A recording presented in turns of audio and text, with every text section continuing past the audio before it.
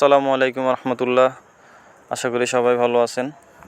তো আমাদের গরুর জন্য শুকনা খড় কাটবো, সেজন্য চীন থেকে শুকনা খড় নিচ্ছিলাম টেনে টেনে।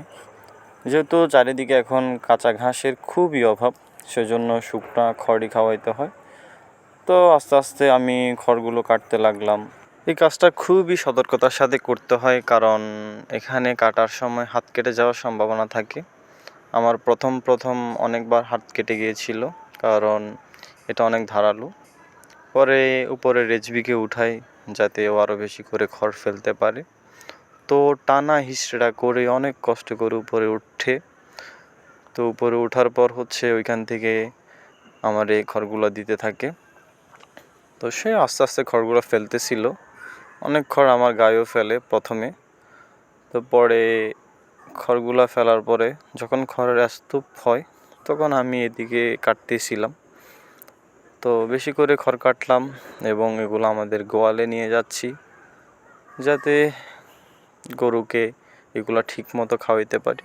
এবং আমাদের সংরক্ষণ রাখার জায়গা এই বস্তাগুলো, তো বস্তার মধ্যে আমরা আস্তে আস্তে খড়গুলো ঢালতে লাগলাম। এবং এখান থেকে মূলত আমরা গরুকে দিব খাওয়ার জন্য।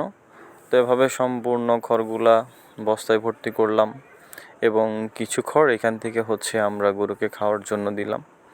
তো এভাবে আমরা সম্পূর্ণ খড়গুলা কাটা শেষ করি এবং বস্তার মধ্যে এগুলা ভরে রাখি, যাতে আমরা এখান থেকে নিয়ে গরুকে খাওয়াইতে পারি। তো কাজগুলো সম্পূর্ণ করতে আমাদের মোটামুটি অনেকক্ষণ সময় লাগে। তো আমরা সবগুলো কাজ শেষ করে আমরা দুপুরে ছাদে চলে যাই, যেখানে আমাদের ধান শুকাতে দিয়েছিলাম। এবং ধানগুলো অনেকটা গাছের ছায়ায় পড়ে গেছিলো, যেগুলোতে ঠিকমতো রোদ পড়তেছিল না। পরবর্তীতে সেগুলো আমরা ছায়াযুক্ত স্থান থেকে আমরা রোদে এনে দিলাম, যাতে ধানগুলো ভালোভাবে শুকাইতে পারি। তো আমি ভালো করে ধানগুলো চারিপাশ থেকে এনে রোদের মধ্যে ছিটে দিচ্ছিলাম। তো ধানগুলো শুকানোর পর আমরা এগুলো বস্তায় ভরে ফেলি। তো এটা পরের দিন আমরা ধান ভাঙার জন্য নিয়ে যাব। তো ভিডিওটি কেমন লাগছে অবশ্যই জানাবেন এবং শেষ পর্যন্ত দেখার জন্য অনেক অনেক ধন্যবাদ। সবাই ভালো থাকবেন। আল্লাহ হাফেজ। Bye bye.